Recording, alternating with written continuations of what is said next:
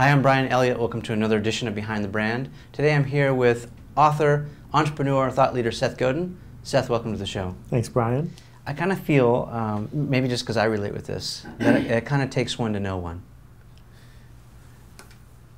And so I want to maybe get a little bit personal with you and talk about some of this, talk more about vulnerability, because it's not easy.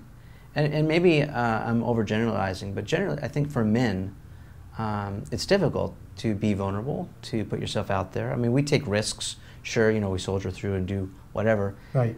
Get bloody and beat up, but to show our sensitive side, and Brene Brown talks a lot about this too, where she says it's seen as a sign of weakness. So did you ever have a time where you struggled with this, being vulnerable? Talk to us about that. Well, yeah, I think it's something I deal with every single day and have for a really long time. That part of what happens if you're going to be an entrepreneur or even a freelancer, someone dancing on the edge, is you're paying attention to the audience. You want to know if you're making a sale. You want to know if it's working. You're not just phoning it in. Right. So, you know, in the old days, it was one phone call a day could make or break your day. Now it's one email every 10 seconds could make or break your day. Right? So you have to decide first, are you open to letting the world have at your work? Yeah. Well, 17 books in, I think I am. 4,800 blog posts in, I'm sort of hooked on this. Yeah. Then the question is, what are you going to do with it when it comes back? Because it does come back. You touch people and they touch you back. So I have no comments on my blog. I don't read my reviews on Amazon. And the reason is self-preservation. It has nothing to do with vulnerability because I've put it into the world. Yeah. But I realized I'd never met an author who said, you know, Seth, I read all my one-star reviews on Amazon and now my writing is a lot better. Right? Yeah. That's just not what happens. Yeah. So those don't exist.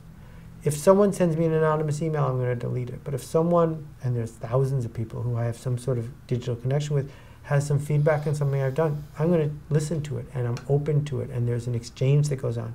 And more important, millions of people are talking to each other about my work.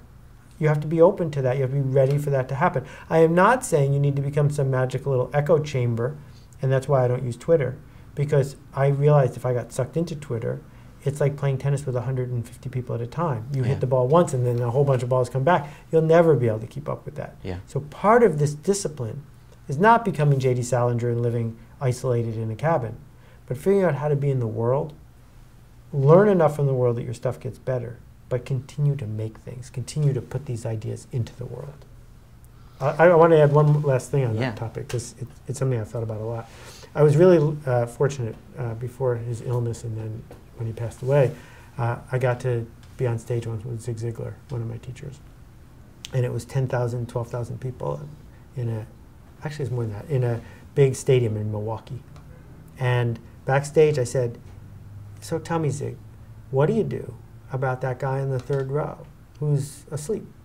Like, because I'm standing up there and I've flown halfway across the country and I've practiced this thing, and that guy, he's asleep or he's not paying attention. Yeah. I said, and Zig, I'm giving him everything I've got. I'm aiming all my photons and tachyons at him and he's just not responding.